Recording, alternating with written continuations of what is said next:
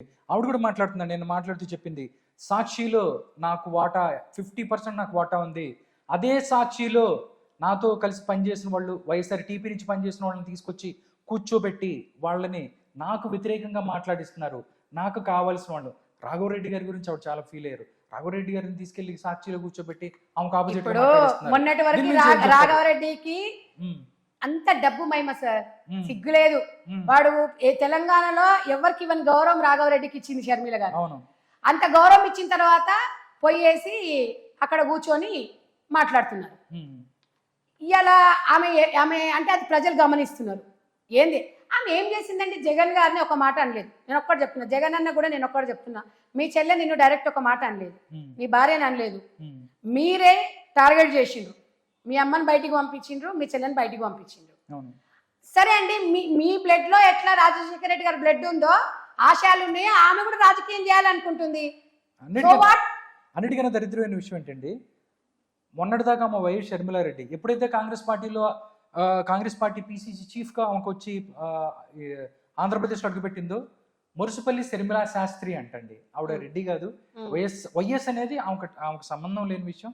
పెళ్లి చేసుకుని వెళ్ళిపోయింది కాబట్టి ఆమె వైఎస్ షర్మిల రెడ్డి కాదనేది వాళ్ళు. దీని గురించి ఏం చెప్తున్నాను. ఈ చెత్త రాజకీయాలు ఇవన్నీ ఇప్పుడు అస్త్రాలు వాళ్ళు ఏ స్టేజ్ లో ఉన్నారంటే ఇట్లా ఇలా ఇలా వాళ్ళకి ఏం చేయాలో అర్థం కాక ఇక 100 ఎక్కడున్న అస్త్రాలను మొత్తం వేస్తారు. ఇక అసలు ఇంకా ముందు ఇంకా చాలా ఉంటాయి. రాజశేఖర రెడ్డి కూతురు కాదు అసలు రాజశేఖర రెడ్డి కూతురు కాదు, ఈమె ఎవరో మాకేం తెలుసు అనే స్టేజ్ కూడా తీసుకొస్తారు. కానీ ఇవి మంచిది కాదండి. ఇది సమాజానికి మనం మంచి మెసేజ్ ఇవ్వట్లేదు. ఇప్పుడు టీడీపీ ఉంది, పవన్ కళ్యాణ్ పార్టీ పెట్టుకున్నాడు, 100 పార్టీలు వస్తాయి. బీజేపీ ఉంది, ప్రజలు ఎవరికి ఇస్తే వాళ్ళు గెలుస్తారు. ఇప్పుడు ప్రజల మీద మన మీద డిపెండ్ అయి ఉన్నాం, ప్రజలు మన మీద డిపెండ్ అయ్యిండ్రు. వాట్ ఈజ్ వాట్ అనేది మీ విలువ మీరు తగ్గించుకోండి. షర్మిల గారికి మీకు అర్థం కాలేదండి, ఇలా ఇంతమంది బయటకు వచ్చి మొరుగుతున్నారంటే షర్మిల గారి గ్రాప్ ఎంత పెరిగిందనేది మీరు చూడండి. అది కూడా మేము సంతోషం. మీడియా మొత్తం, ఎందుకంటే ఇలా మీడియా పరంగా మాకు రూపాయి లేకుండా పబ్లిసిటీ చేస్తున్నారు. సంతోషమే కదండి. పబ్లిసిటీ కావాలంటే ఏదైనా షాప్ పెట్టాలంటే 50% పబ్లిసిటీ కావాలి. మాకు ఆ 50% తగ్గిందిగా.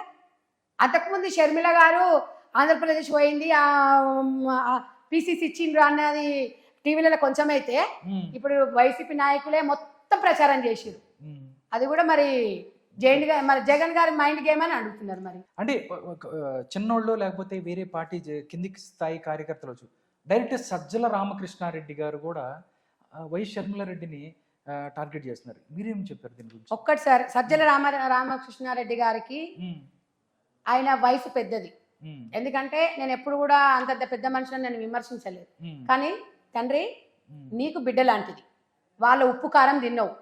సరే, జగన్ కి నువ్వు ఫేవర్ ఉండొచ్చు, నీ కొడుకు ఉండొచ్చు, ప్రభుత్వ సలహాదారులు ఉండొచ్చు, లేకపోతే ఇంకేదన్నా ఉండొచ్చు, మీరు ఏదైనా చెయ్యండి. కానీ సజ్జల రామకృష్ణారెడ్డి గారికి నేను ఇక్కడ ఈ వేదిక నుంచి చెప్తున్నా, ఇంకొకసారి షర్మిల గురించి ఇట్లా మాట్లాడితే బట్టలిప్పి ఆడవాళ్ళందరం కొడతాం. పర్సనల్ గా టార్గెట్ చేస్తే రాజకీయం చేసుకో, నేను తప్పు కాదు. జగన్ గారి కొడుకులాగా అనుకో, పార్టీకి వైఎస్ఆర్ పార్టీ గురించి నువ్వు పని చెయ్యి, నువ్వు భుజస్వందాల మీద వేసుకో.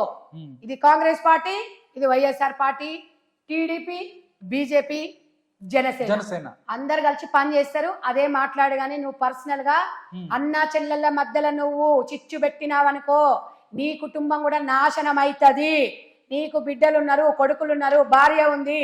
దయచేసి చెప్తున్నాను, రెస్పెక్ట్ గా చెప్తున్నాను, వినలేదనుకో ఇంకొకసారి అయిందంటే మా ఆడవాళ్ళు ఏందో మేము కూడా చూపిస్తాము. ఎందుకంటే మేము కూడా అనగానే మా సంస్కారం అట్లా కాదు. మా కాంగ్రెస్ పార్టీ ఎందుకంటే ఓపిక చాలా ఉంటది.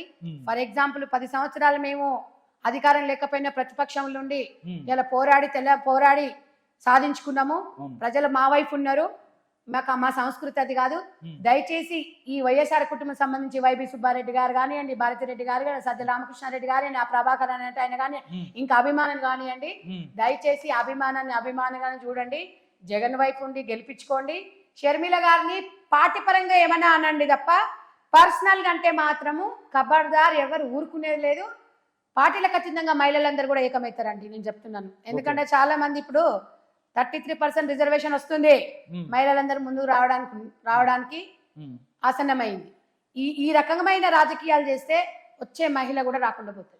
నిజమా కాదా చెప్పండి సార్ మీరు? అటాక్ చేస్తుంటే ఎలా వస్తారు? ఇట్లా చేస్తుంటే ఫ్యామిలీలో భయపడతారు. అవును, ఎందుకు భయపడి ఎందుకు మనకు రాజకీయం అంటారు? వ్యవస్థ ఎక్కడికో వెళ్తుంది. 24 లో ఉన్నాం మనం, 1947 లో 1916 లో లేం మనం. సో నేను ఒక్కటి చెప్తున్నాను, మహిళ రాజకీయంగా ఎదగాలి అంటే ఇలాంటి మనం పట్టించుకోవద్దు. కానీ కొన్ని సందర్భాలలో ప్రతి మహిళకు ఆత్మగౌరవం ఉంటదండి. ఆత్మ అనేది ఒకసారి బాధ అనిపిస్తుంటది. మనం ఇంత అది చేస్తున్నామో ఎందుకు అన్నారు అనేది కొంచెమో గొప్ప కొద్దిగా గొప్ప ఉంటది. కానీ మనం నిజంగా మనకు ఆత్మ అనేది, మన ఆత్మ సాక్షి, మన అంతరాత్మ ఎట్లా చెప్తే మనం అట్లా చేయాలి. మన అంతరాత్మ మనం తప్పు చేయనప్పుడు మనం ఎక్కడ పోయినా ఏం లేదు. ఒక మనిషి ఎదుగుతుంది అంటే ఒక్కటండి, నేను ఎగ్జాంపుల్ చెప్తా. ఒక చెట్టుకు పళ్ళు ఉంటే దాని కింద, ఆ చెట్టు కింద 10 మంది ఉంటారు, రాళ్ళేస్తుంటారు. చెట్టుకు ఈగలు తోకలు లేకపోతే దాని కింద ఎవరు ఉండరు. ఇలా షర్మిలని టార్గెట్ చేసిరంటే, ఒక ఆడపిల్లని టార్గెట్ చేసి షర్మిల డైనామిక్ లీడర్ భయపడుతున్నారు. ఎట్లా అంటే ఒక ఆడపిల్లను జీర్ణించుకోలేకపోతున్నారండి వీళ్ళు. జీర్ణించుకోలేకనే గౌరవ దర్శనాలు తీసేసారు. మళ్ళీ వచ్చేసి మళ్ళీ పిసిసికి వచ్చినందుకు నిధులు పడుతున్నాయా? ఇప్పుడు చంద్రబాబు నాయుడు గారు ఉన్నారు, స్వాగతించిండ్రు. ఆయన మీద ఆయనకు నమ్మకం. జనసేన పవన్ కళ్యాణ్ కూడా ఏం టార్గెట్ చేయలేదు ఆ అమ్మాయిని. వాళ్ళ మీద వాళ్ళకి భద్రత, ఒక కాన్ఫిడెన్స్ ఉంది. ఈరోజు బీజేపీ ఉంది, బీజేపీ కూడా ఏమి టాక్ చేయలేదు. మీకెందుకు రా భయ్? నాకు అర్థం కాదు, మీకెందుకు టాకు? మరి ఇప్పుడు మీరు అభిమానం అంటున్నారు. అభిమానం అనేది ఏమన్నా డబ్బులు ఇస్తుందా? లేకపోతే ఏమన్నా ఆ ఇంట్లో అన్నం లేకపోతే తీసుకొచ్చి పెడుతుందా? ఎవడి అభిమానం వాడి దగ్గర ఉంటది, ఎవడి పని వాడు చేసుకోవాలి. అభిమానం అనేది అభిమానించండి. జగన్ గారు అంటే కూడా నాకు చాలా రెస్పెక్ట్. జగన్ గారన్నా, జగన్ కుటుంబం అన్నా చాలా, రాజశేఖర రెడ్డి కొడుకుగా నేను రెస్పెక్ట్ చేస్తా. కానీ షర్మిలమ్మను ఇట్లా టార్గెట్ చేసి, పర్సనల్ గా టార్గెట్ చేస్తే మాత్రం ఊరుకునే ప్రసక్తి లేదు. పార్టీ పరంగా టార్గెట్ చేయండి, మేము దేనికైనా రెడీగా ఉన్నాం, దేనికైనా సిద్ధంగా ఉన్నాం. అన్ని సిద్ధంగా ఉండే ఇలా ఒక నాటే జోక్ అండి, ఒక పిసిసి అనేది ఒక మహిళకి ఇవ్వడము. ఎందుకంటే అండి, కాంగ్రెస్ పార్టీ మహిళా పక్షపాతం. ఇంకేం చెప్పమంటారు చెప్పండి? నేనెక్కడో గ్రామీణ ప్రాంతాలలో ఉన్న వ్యక్తిని ఇలా నాకు 10 సంవత్సరాలు మీ దగ్గరకు వచ్చి ఈ వేదిక ద్వారా ఇంతమందిగా ఇంత మంచి మాట్లాడడానికి నాకు ఈ వేదిక దొరికిందంటే కాంగ్రెస్ పార్టీ. మరి ఏ పార్టీలో ఇంత మీరు విలువంగానే రావాలంటే సార్ చాలా పార్టీల నుంచి రారు, వాళ్ళ పర్మిషన్స్ తీసుకోవాలి. కానీ కాంగ్రెస్ పార్టీలో స్వేచ్ఛ ఉంది, చాలా సంతోషం. ఎంత ఎదగాలన్నా ఎదగొచ్చు, ఎంత సేవ చేయాలంటే అంత సేవ చేయొచ్చు. కాబట్టి కాంగ్రెస్ పార్టీకి ఉన్న ఒకటి, మహిళల తరపున కాంగ్రెస్ పార్టీ ఒక వేదికగా ఉంటది. తెలంగాణ బిడ్డగా చేయని చెప్తున్నాను షర్మిలక్క, మీకు మేము అండగా ఉంటాం. ఎవడే కుక్కనన్నా మొరగని, నువ్వు ముందుకెళ్ళిపో. తప్పకుండా ఏపీ రాజకీయాలు, ఏపీ ఎలక్షన్స్ అప్పుడు తప్పకుండా మేము కూడా ప్రచారానికి వస్తాము. మేము కూడా పర్సనల్ గా ఎవరి గురించి మేము మాట్లాడం. భారతి కూడా నా సిస్టర్ లాంటిది. కానీ మీ ఆడబిడ్డగా చూడు, పార్టీ ఉంటే పార్టీ పరంగా చూడమ్మా. ఇవాళ అధికారం లేనప్పుడు నువ్వు రోడ్ల మీద కూర్చొని దీక్ష చేసినావు. లోటస్ పాడ్ దగ్గర నువ్వు, మీ అత్త షర్మిల ముగ్గురు కూర్చొని నీ పిల్లల్ని పెట్టుకొని ఏడ్చుకుంటా కూర్చున్నావు. మర్చిపోయినావు అది? నీ మొగడు జైల్లో ఉన్నాడు, అప్పుడు ఏడ్చినావు. ఇవాళ ఏదో నువ్వు మీ ఆయన సీఎం ఉన్నాడని చెప్పేసి ఇవాళ తల్లి అత్త ఆడబిడ్డని విడిచిపెట్టేసి, ఇదే అమ్మ రాజకీయం? ఇదేనా రాజశేఖర రెడ్డి గారు కోరుకున్నది? ఇవాళ రాజశేఖర రెడ్డి కుటుంబం పరువు తీస్తున్నారు మీరు. ఆమె ఎవరిని విమర్శించలే, తెలంగాణలో చేసిన ఎవరిని, ఏ పార్టీని విమర్శించకుండా రాజకీయ ఎజెండాను పెట్టుకొని పోయింది అంతే తప్ప పర్సనల్ ఎజెండా అనేది తీయడం మాత్రం చాలా తప్పు. ఆవిడ చెప్పింది పర్సనల్ గా ఎప్పుడు ఏం చెప్పలేదు. ప్రత్యేక హోదా అని చెప్పి మీరు 22 ఎంపీలు ఇస్తే మీరు ఏం చేశారని మాట్లాడింది. పోలవరం గురించి మాట్లాడింది, రోడ్లు బాగాలేదే అంది, లేకపోతే చాలా ఇబ్బందులు, ఏదైతే పాలసీస్ గురించి మాట్లాడింది. మీరు చేసిన అభివృద్ధి చేయలేదు, అభివృద్ధి లేదు. అవునండి, ఇప్పుడు ఒక పిసిసిగా అధికార పార్టీ ఎవరు అక్కడ వైఎస్ఆర్. కాబట్టి టీడీపీని బీజేపీని టార్గెట్ చేయొచ్చు. ఎందుకు అంటే సెంట్రల్ లో అధికారంలో ఉంది కాబట్టి ప్రత్యేక హోదా ఎందుకెళ్ళి అడిగింది. మరి వాళ్ళకి లేని బాధ మీకెందుకు అంటే ఇది అంటే మీరు ఆంధ్రప్రదేశ్ మీ అయ్యా మీ తాత ముత్తాత లేదా ఇది పంచుకోనికి అన్న జిల్లాలు పంచుకుంటారని చెప్పేసి పంచాయతీ పెట్టుకుంటారా మీరు? ఆ అమ్మాయి అట్లా పోలేదు, వీళ్ళు అలాగే చూస్తున్నారు. ఆంధ్రప్రదేశ్ ప్రజలను మొత్తం విడదీస్తున్నారు. అరే అది ఆమె కాంగ్రెస్ పార్టీ పిసిసి అండి. మీ పార్టీకి మీరు అధ్యక్షుడు, మీకుండే విలువ మీకుంటది. దయచేసి జగన్ గారు, నేను అన్నానా అని కాదు, వీళ్ళందరూ అంటున్నారంటే మీకు తెలియకుండా మీ అనుమతి లేనిది ఎవరు అన్నారు. ఎందుకంటే మీ మీద చాలా సింపతి ఉండే ప్రజలల్లో. 15 నెలలు జైలుకు పోయినావు, అలుపెరగని పోరాటం చేసినావు, ప్రజల కోసం తిరిగినావు, నిజంగా అది చేసినావు, ఏదో చేసేస్తా అని చెప్పి ఏం చేసినావు మీ రేపు ఆ ఏపీ ప్రజలే నీకు చెప్తారు. ఎందుకంటే మేము కాదు తెలంగాణ వాళ్ళు తీర్పిచ్చేది, ఆంధ్ర ప్రజలు తీర్పిస్తారు.